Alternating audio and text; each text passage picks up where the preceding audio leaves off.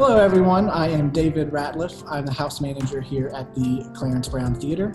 Before we begin, I'd like to acknowledge that we are coming to you from Knoxville, Tennessee, which is the native lands of the Yuchi and Muskogee Creek people, as well as the Cherokee Nations. And I would like to acknowledge the indigenous stewards of this land, both past and present. Today we are here with Jade Arnold. Hello, everyone. My name is Jade Arnold. I'm a most recent graduate of the University of Tennessee's MFA program, Masters in Acting. And I also had the privilege and the honor of playing Sly in Detroit 67.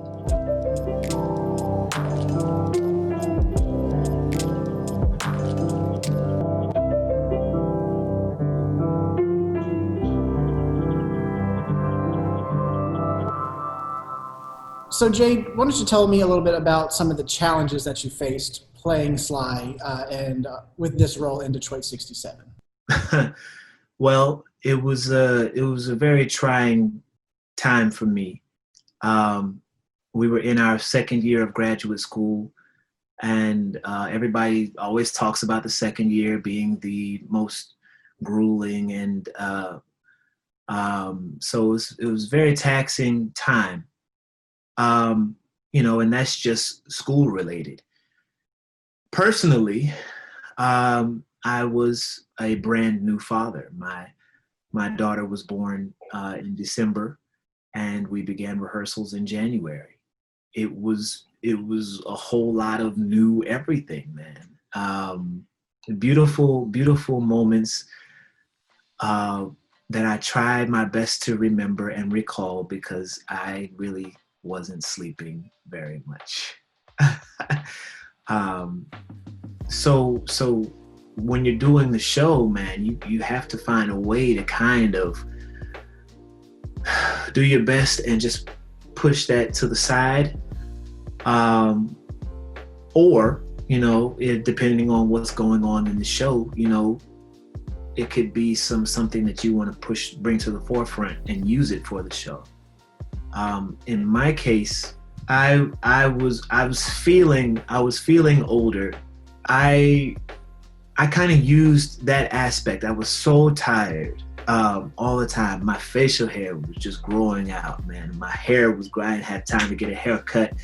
I was 25 pounds overweight. And I just used all of that, man, to help create the character Sly. And I think that to me, that's kind of who Sly was, man. I mean, he kind of made the best out of any kind of situation. He kind of found the best in all these different situations.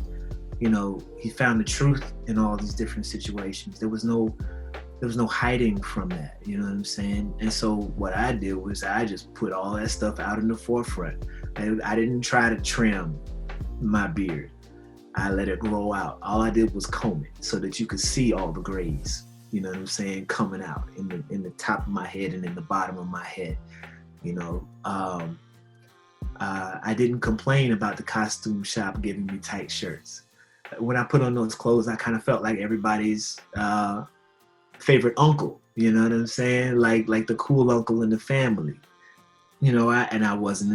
I wasn't as fast as I usually was because of the weight. I really had to kind of weeble wobble somewhat on stage, and I think that kind of I brought that to the table too, and that kind of gave Sly a little bit of a different kind of walk when he was on stage. You step into it and you kind of use that kind of thing, man, and it eventually I think that you can develop a sort of confidence in it, because it's the truth.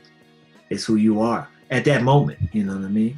At that time in Detroit, everybody was moving up north for jobs, and Sly, my character, wanted a piece of the pie. He wanted to get a bar, and that was recently sold by white people. Because they moved and they were trying to open up a bar somewhere else, probably on a white side of town, because all the black people were moving in the area. Sly decides he's gonna go buy the bar, and then he dies protecting his property. He legitimately made a down payment. He legitimately got the paperwork done. Did it the same way the white people do it, but he gets shot by the government, who were driving tanks and sending National Guardsmen down the regular street, you know, and it's heartbreaking. And you still see that kind of thing happening right now, man. Man, Sly was just trying to make it, you know. He was trying to find a way out of this cycle of poverty, you know what I'm saying, and bring his family with him, you know. He was trying to create. You know, unfortunately, when he did that, you know, he met his end, and that happens to a lot of people out here who are like me and Sly. One of the most beautiful aspects of your performance and the script of Detroit 67 itself is the relationship between Sly and Shell. Yeah. Shell being one of our main protagonists of the play, and that relationship was so familiar and realistic and pure. And can you talk about the experience of being one part of that couple on stage and what it meant to tell that aspect of the story of the play?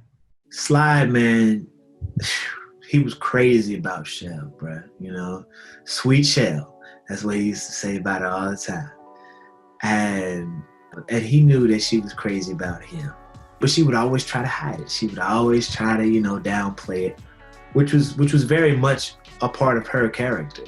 You know, she liked to be in the same spot. She liked to keep things the way they were. She liked to be safe. You know, there's nothing wrong with, Sly even says that there's nothing wrong with staying in the same place. You know, you want to be safe. But, you know, they had the potential of being so much more. And Sly would always try to get that from her, man. He would always try to do that. And I think that that's how love is, man. You know, our relationship on stage was powered by our relationship off stage. She happened to go to a school where I'm from. I'm from North Carolina. She got her Master's of Fine Arts from UNC. And I even saw her on stage before.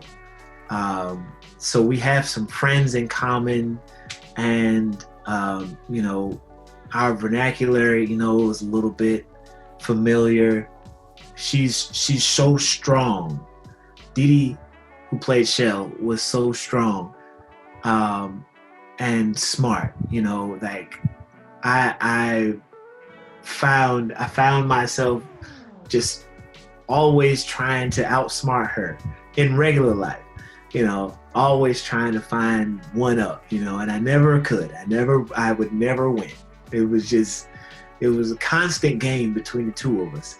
And so we used that and we brought that on stage, man. And, you know, knowing who I know, and, you know, knowing how my mother and my sister and my brother and all of my family love, and how they love each other, that kind of love can be easily misunderstood as aggressive or incorrect, you know, because it's just different. It's just different. And that was one thing that I was worried about, but Lisa quickly quelled that, you know. She said, "Don't worry about it, Jay. You know what I'm saying? Just show your love on stage, you know." And that's what we did. And it can be harsh and it can be sharp sometimes. But I think that in any real relationship, there's always going to be those flats and those sharps. And so being able to play with someone who who shout out to Dee Dee, who I would consider an equal. You know, it presented the opportunity to just be as big and as lovely as I wanted to be, man. And she matched it. She would always win, no matter what. That's it. She would always win, man. I'm gonna win one of these days. Why is it so important to have these uniquely Black stories on our stage here at the Clarence Brown Theater? I don't think that people really understand what other people go through. And plays like this, you know, coming in and sitting in the theater, sitting next to someone that you don't know who is very different than you, and hearing them laugh about something on stage that you are confused about, you're like, wait a minute, that's not funny. Well, let me find out, why is that funny? And then maybe you can come together and then learn something from them so that y'all can both laugh together. And the same thing for that other person. You know, if they laugh at something that's not funny, you know, that person might get mad about that. Well, I don't think that's funny at all, you know.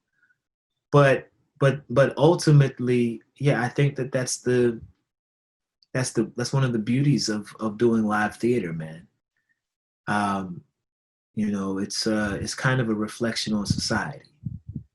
But I think ultimately, if the theater is going to survive, then you have to have all kinds of people come.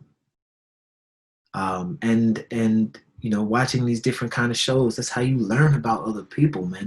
That's one of the main reasons why I continue to do theater, is because it's the best way for me to learn, man. I love being in other people's shoes, and sometimes that crap is uncomfortable, you know, but you really do learn about things other than yourself. And that's a beautiful thing, man, you know. Yeah. What do you hope that audiences took away from the experience of seeing Detroit 67? I hope that the audiences would see themselves in these characters, and they wouldn't see as many differences in Black people that seem to be so apparent in real life. I hope that they would see some similarities in police brutality that was happening way back then, and that's still happening now. I hope that they can see that we love just as hard as they do. I hope that they could see similarities between them and another audience member who's different than them. I hope that our relationships on stage would spur some healthy conversation with somebody who's different.